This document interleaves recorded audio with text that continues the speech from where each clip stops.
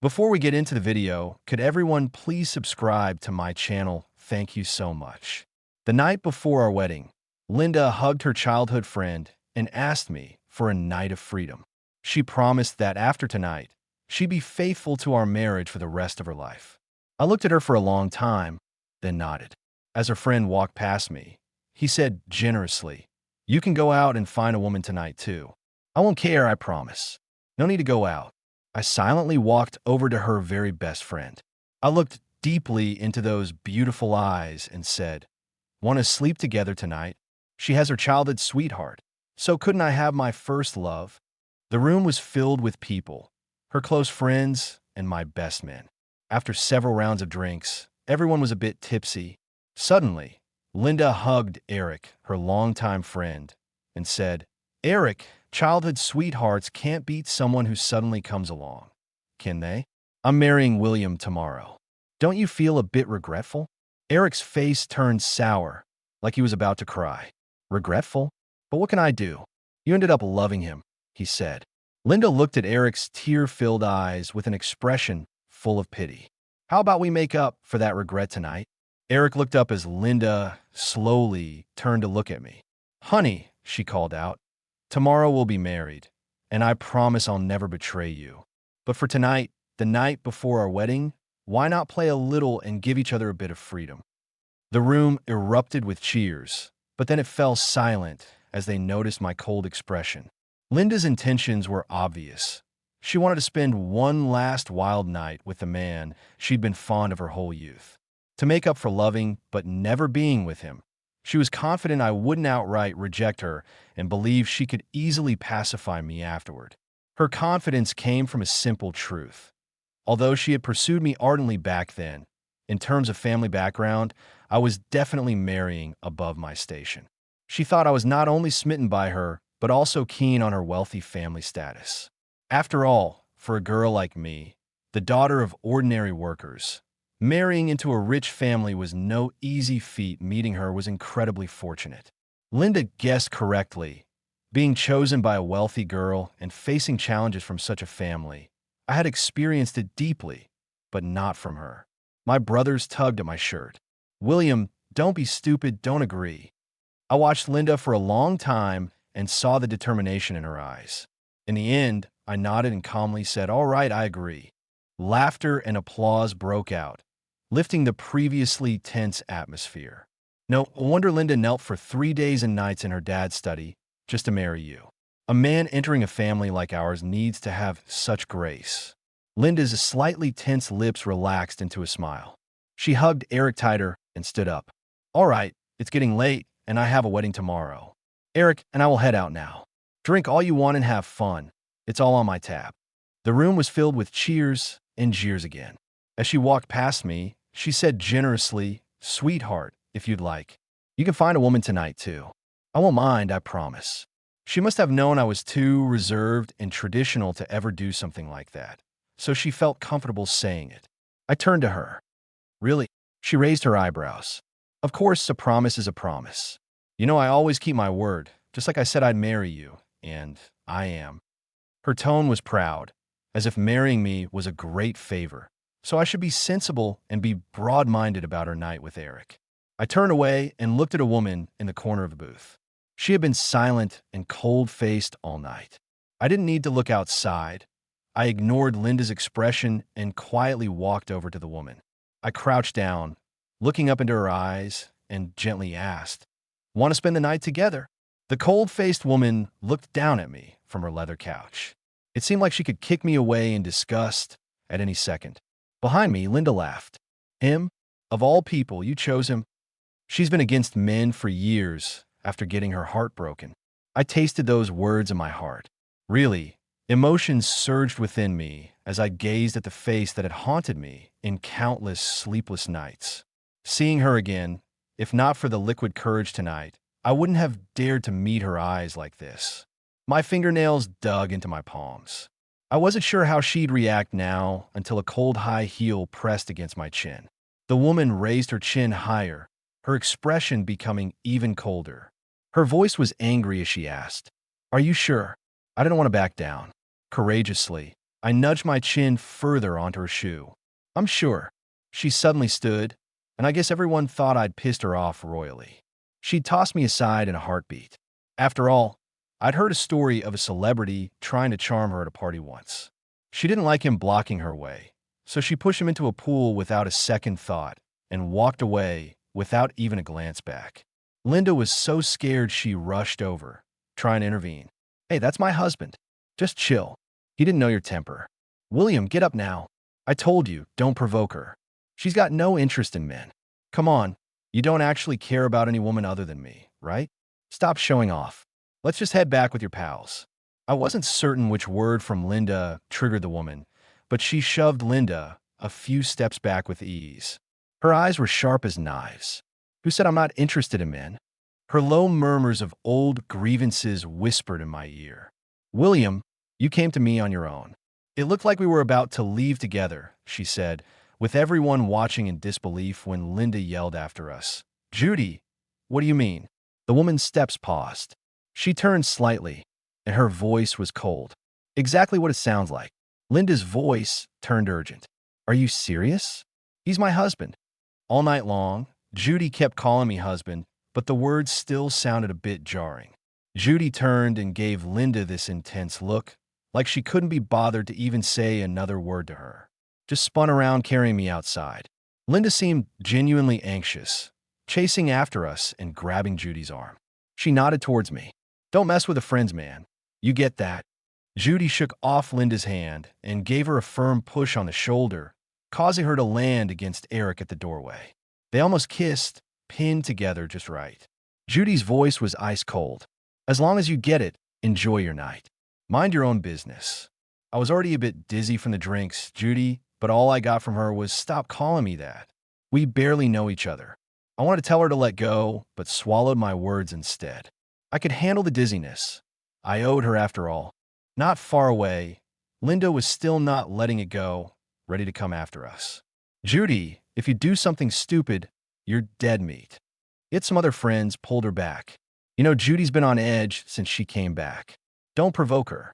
You quoted so low on that project the other day. She didn't say anything, only because you two are tight. She's probably a bit upset. Everyone knows you care about William, and maybe she's just messing with you tonight. She might even ditch William once you're all downstairs. You know how she's been alone for years. Relax. Her heart's been hung up on the ex that dumped her. She's not going to touch William. Linda didn't follow us, and Judy and I kept going. Right before we got in the elevator, I heard my good-looking friends mock Linda. Can't handle it? Giving him a night of freedom? Just find yourself a girl. I wouldn't mind. In the dark of the night, Judy's black Pagani sped off. We ended up at this fancy villa I didn't recognize. As soon as we got inside, she took off my jacket, pulled my neck hard, and kissed me with anger and fierceness. I winced and tried to push her away. Judy, her tone was nasty. Weren't you planning to sleep with me? What's the holdup? I had no comeback, just begged. Can you be gentle? She had no intention of being gentle. No can do. Clothes dropped one by one onto the floor. My awkwardness and lack of experience were pretty obvious. Her usually cold, angry, beautiful face softened a bit. Haven't slept with Linda. How could I even begin to explain our current situation? I stumbled. Haven't had the chance. A couple that's getting married tomorrow who hasn't slept together yet? Who would believe that in this day and age? But for us, there's a reason. Linda and I, we never actually dated. We just skipped that part and went straight to marriage. Of course, she genuinely wants to marry me, and I really want to make it work with her. But after tonight, everything might change. Judy stared at me for a while, clearly in disbelief. Linda and I hadn't been intimate, but the truth was right there in her eyes. Once cold.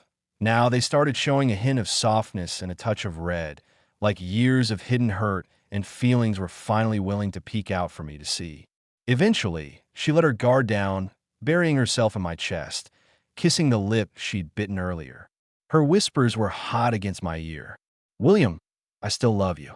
After that, her kisses softened, full of tenderness. It was past midnight when my phone started vibrating nonstop. The ringing was really annoying, pulling her focus away. It was Linda calling at a time like this. Who has time for that? I aimed to ignore it, but accidentally due to shaky fingers, hit answer. Immediately, Linda's anxious voice came through. Why aren't you home? Where did Judy take you? We're done playing this pre-wedding freedom game. It's boring, and Eric's a total jerk. He can't hold a candle to you. Where are you? Let me pick you up. I regret suggesting that stupid idea earlier. Before I could speak, Judy grabbed my phone. Her voice was taunting. Regret? Too late. He can't be picked up because he's in my bed. What? The call was abruptly ended by Judy, who then turned off the phone and tossed it far away.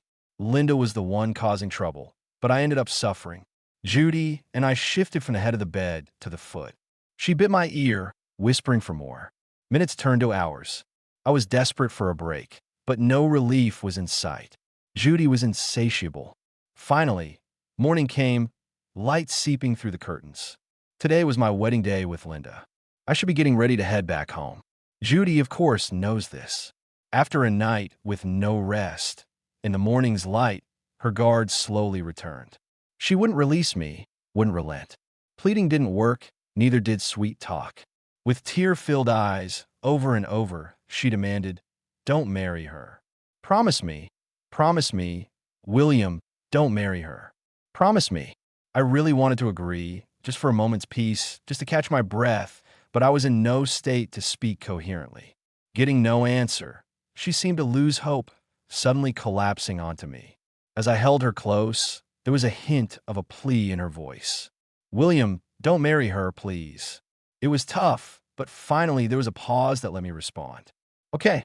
My voice was hoarse. She sat up quickly, staring at me intently. "You promise?" I nodded firmly. Did she think I'd push off marrying Linda after realizing what a mess she was? Her throat worked, and she hesitated before saying, "What if I told you now I want us to be together again? Would you be willing?" I felt a mix of emotions, almost laughing at the absurdity. "Judy, you spent all night with me. I haven't even had a minute's rest, and now you want to ask if I'm willing?" Her expression relaxed. "So you are willing?" I nodded again, and she placed a loud kiss beside my lips. She pulled me up to sit. "William, come with me." "Somewhere?" "Where to?" I asked. "You'll know when we get there." I shook my head and fell back onto the bed. "No way, another day? I'm exhausted. Can't even move." "Not another day. Today, right now," she insisted. She started hurriedly dressing me, and I was really feeling too worn out for this. "Judy, I'm filthy. We were all over the place last night. Can't we at least take a quick shower?"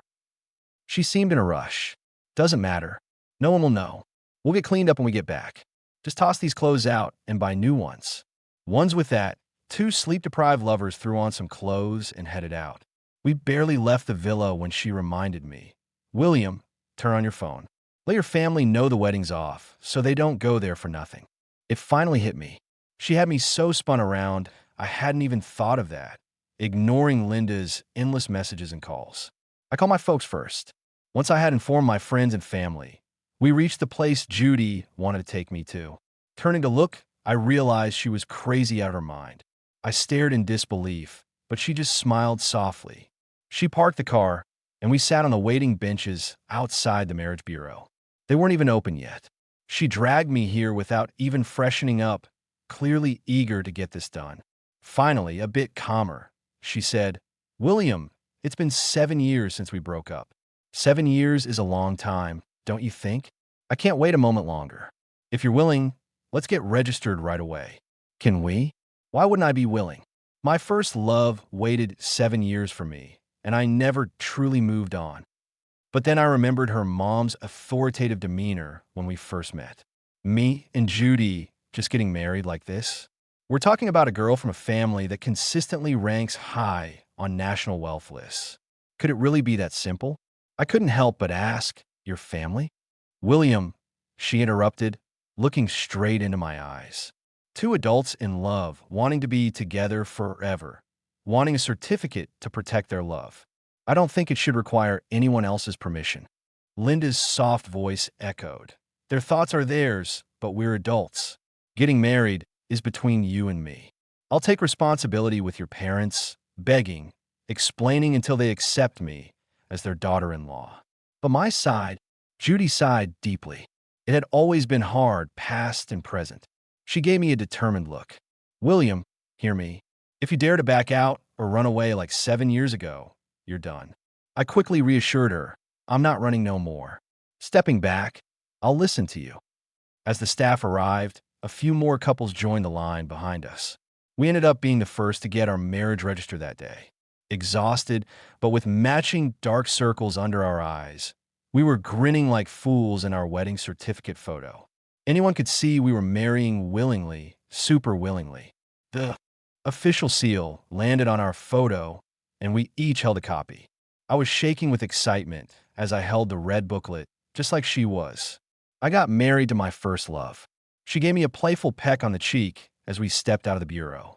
She whispered, "Honey," in my ear.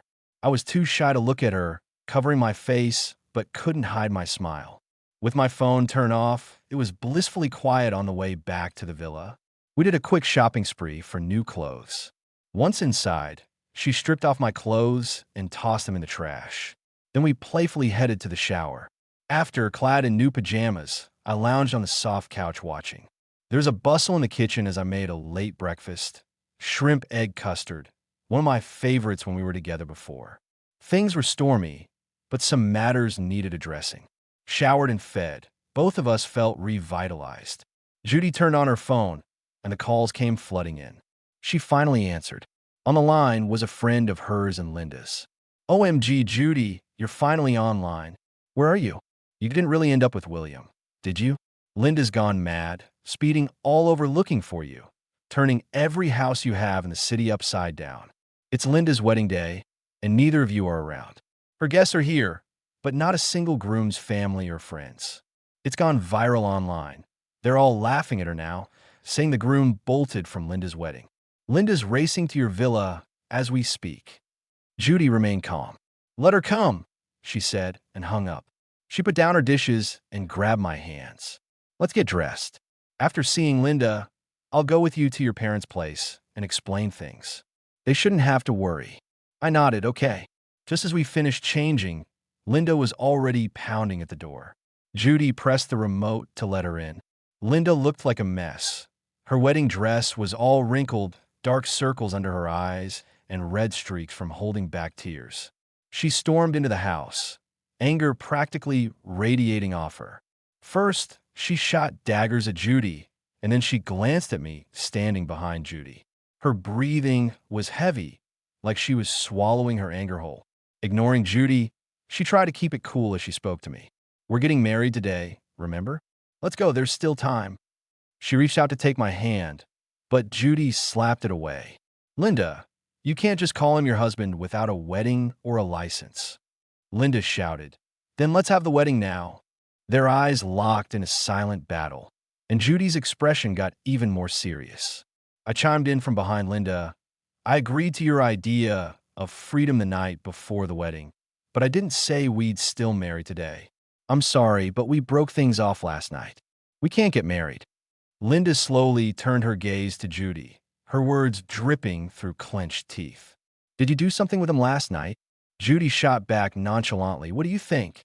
Before I could even process it, Linda slapped Judy, who staggered back but quickly steadied herself, returning the blow to Linda's face. Linda stumbled back into the shoe cabinet by the door. Judy grabbed a marriage certificate from somewhere, shoved it at Linda, and said, "Look closely. William is my husband now. Try calling him your husband again." Linda was stunned, her hands trembling as she touched the marriage document, staring at the date next to our cheesy grins in the photo. Finally, she exploded, grabbing Judy's collar and demanding, "When did you two get together? Were you sneaking around behind my back?" With a punch, she hit Judy again, crying out, "Judy, I thought you were my best friend. How could you betray me like this? You slept with him, pull him from me when I hadn't even touched him. Yet you dare to marry him today on what was supposed to be my wedding day. You're ungrateful. He's mine, not yours." The two of them started fighting, and I only tried to separate them by holding Linda back. "Ungrateful? Look who's talking. We were best friends, and you treat me like this. Do you know how much effort it took to win him over? I chased after him for a whole year. I spent millions to prove my love, and he wouldn't even let me touch him, insisting we take it slow. And now you're taking him from me? My parents thought he was just a nerd, not worthy of our business ties. But I wanted to marry a smart, handsome science geek. How could you take him away? I thought you loved your first love who dumped you. Go get it back, Judy. Leave my man alone. Give it back to me. The fight fizzled out as Linda collapsed to the floor, crying her eyes out. I realized maybe I never really understood Linda. I never saw this side of her. She had chased after me so persistently for a whole year, brightening up my otherwise dull life of research. Honestly, she touched my heart. I'd often forget about Judy, thinking I'd moved past that old crush. Maybe I should appreciate this new intense love in my life or risk ending up alone forever. But I'm not in love enough with Linda, the rich kid, nor do I have the energy for a fling. I was, however, open to giving it a shot with serious intent to marry. So one day, when she waited for me outside my research institute, I asked her, "Are you serious about us?" Because my life is busy with research. There's no time for anything casual. If I said yes, would we get married? She seemed to think I'm in immediately. After dropping me off, she promised to give me 3 days for an answer. Wait for me. When she returned, battered and bruised, she grinned and said, "My parents are on board with our marriage. I've given it my all. You can't say no to me now, William." Looking at her, I couldn't refuse and agreed. Jumping to matrimony felt quick, unsettling me a bit. I turned her down when she wanted to stay over at my place or suggested I stay with her. She didn't bring it up again, but focused on fast-tracking the wedding, assuring me it didn't matter. "Let's save the special moments for the honeymoon night," she'd say, excitement making her glow.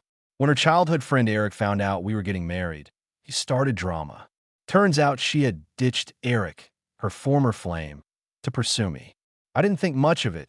She moved on to me the right way, breaking up first. But things started feeling off after meeting my parents, who were simple workers, taken aback by the wealth of Linda's family. My parents fumbled, feeling inferior next to a family worth millions. I could give it everything I've got, lose everything I own, and still couldn't come up with a decent dowry for myself. I started noticing a change in how Linda acted around me. She used to be all sweet and eager to please me, but gradually she started to act all high and mighty. I didn't pay much attention because I'm not who I was 7 years ago. I didn't think I was out of her league, even though she's this rich girl who doesn't have to do much as long as she genuinely loved me and was loyal. I was okay with her having a leisure lifestyle. No one said you need to hustle to live a good life. But if we're talking about matching up, I'm a PhD student in a research institute, highly educated and promising a future that benefits people. Sky's the limit for me. Who says I can't match up to some spoiled rich girl who can't even recognize all the alphabet and whose degrees were bought? She's a shopaholic and spends money like it's going out of style. Like seriously, who can't match whom here? If she looks down on me, the feeling's mutual. I thought she understood the balance of knowledge and wealth between us, but after seeing my not-so-fancy family background, she thought it was me who was reaching and that meeting her was my big score. She started acting like I should be all humble and grateful, making an effort to hold on to her. Then she started flirting with an ex she wasn't over yet. With Judy showing up again, I was thrown for a loop and didn't get a chance to make Linda see straight. Our wedding day crept up on us. The night before the wedding, her actions and her words made me realize she wasn't good enough for me. She didn't deserve me.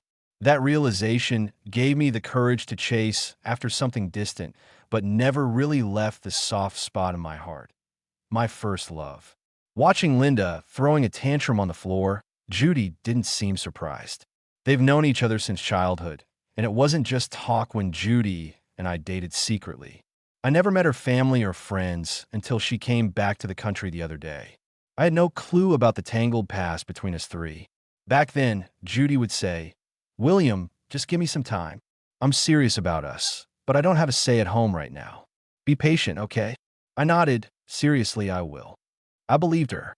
I knew her family was well off with some backing, but the actual wealth and power were beyond what I imagined until they kidnapped me off the streets and shoved me in a car.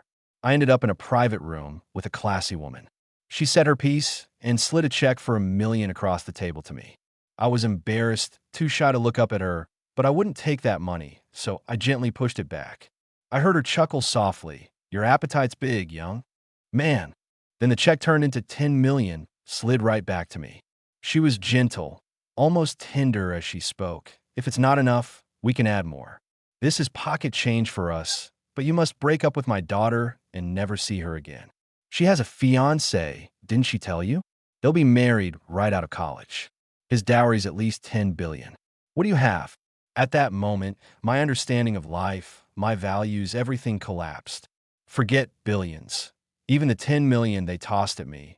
Most people couldn't earn that kind of money in several lifetimes, and my girlfriend Judy's mom was using it to dismiss her daughter's secret. My parents together don't even earn 10,000 a month. I'm just an average guy from an average family. Every number she threw out was terrifying. I realized I was a frog aiming for a swan like Judy. It wasn't about love. There was just no way I matched up to her. We were a world apart. I ran away, promising never to take the money. That sum was staggering, even scaring me. Then Judy didn't marry the so-called fiancé, instead for reasons unknown. Her family tossed her abroad and barred her from coming back for 6 years. I pushed myself to the limit studying grad school, going straight through from master's to PhD. I couldn't let myself stop for even a second. I felt so inadequate deep down in my core. I was the foolish frog dreaming of that heavenly princess. Determined, I pushed hard so this muddied frog wouldn't look so ugly and disdainful. As I grew wiser with age and education, I gained confidence and realized something important. Whether with Judy or later with Linda, there was no need to feel inferior or belittle myself. Because love is equal. If she loves me, wants to be with me forever, and I feel the same way, then that's it. Any obstacles we face, we fight them together. That's how it should be handled. Why not cherish what you worked so hard to pursue? If you're proud of catching it, why not cherish it? On the eve of the wedding, fooling around with your ex and losing your husband-to-be serves you right. Linda sat up, wiping her tears in defiance. Like I did on purpose? Eric and I go way back.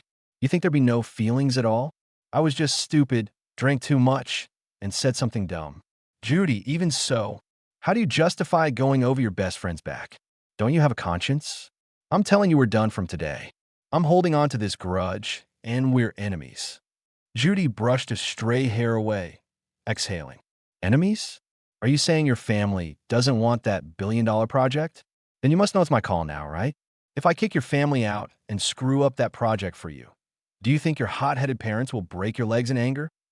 Linda clenched her fists tightly. Are you threatening me? Judy replied casually. Yep, I'm threatening you. How do you feel about that? Linda was so mad that she couldn't even speak. She just stared at Judy, eyes red and teeth clenched for a good minute. Then suddenly, she buried her head in her hands and started sobbing loudly. Should I try to comfort her a bit? I awkwardly pulled at the corner of my mouth, not sure what to say. So I turned to Judy for help. What should we do about her? Judy didn't say a word and just grabbed Linda by the ankles and dragged her toward the door. Go back, send the guests away. Keep this off the trending topics and explain everything to your parents. Let them know I'll come to apologize in a few days. Linda cried, even louder. I will never forgive you, Judy. Why did I even meet you? Finally, Judy tossed Linda out the front door. Stop bawling. Just to be clear, I didn't undermine you. You shook things up and didn't appreciate what you had. I just reclaimed what's mine. Linda got up and murmured, What do you mean by that? Judy took my hand. Let me introduce you again. William, my first love, the reason I was stuck overseas for 6 years and couldn't come back home. My alcohol binging, multiple poisoning incidents, and my ending up in the hospital, which you witnessed when you visited me abroad. The name I never dared mention to you, fearing you'd bother him behind my back or my mom would harass him. That's him right in front of you. William, the only man I, Judy, have ever truly loved. He's my husband now. So from now on, you better drop any thoughts you have about him. Don't even entertain the idea. You know I'm an only child and will take over everything. I really don't want to destroy my childhood friend's family, leaving nothing behind. 5 years later, it's our daughter Honey's second birthday. The party was held at Judy's ancestral home. Before it started, her grandma was holding her lovingly in her arms. She placed a $2 billion crown on her head. Our little princess, born to enjoy a good life. Happy birthday, my precious honey. Grandma loves you. Honey dove into her grandma's embrace. Thank you, Grandma. I love you too. Her grandma pulled out a deed and said, Honey, lately I get dizzy whenever I see water. It's quite annoying. This overseas estate, with half of its vast area built on water, has been under my name for years, but I don't want it anymore. She handed the deed to Honey a bit dismissively. Take it to your mom. She can bring your little brother to have some fun. This estate is in a great location with a wonderful environment. It cost nearly $20 billion back then. It's the most valuable gift I brought with me when I got married. Our daughter Honey, in her innocent voice, asked, Where's my little brother? Seeing Judy's mom still pretending to sulk, Judy and I couldn't help but laugh softly. She pulled Honey into her arms, tapping her little nose. Then she placed her tiny hand on Judy's belly. Right here. Maybe my decision not to take the million she offered 7 years ago gave her a different impression of me. Or perhaps it was my change in status, now being a pillar of the National Research Institute. By the second year of our marriage, I had already made significant contributions to society. Judy's parents weren't as opposed to our marriage as we initially thought. Currently, we are gently moving into an era of family harmony.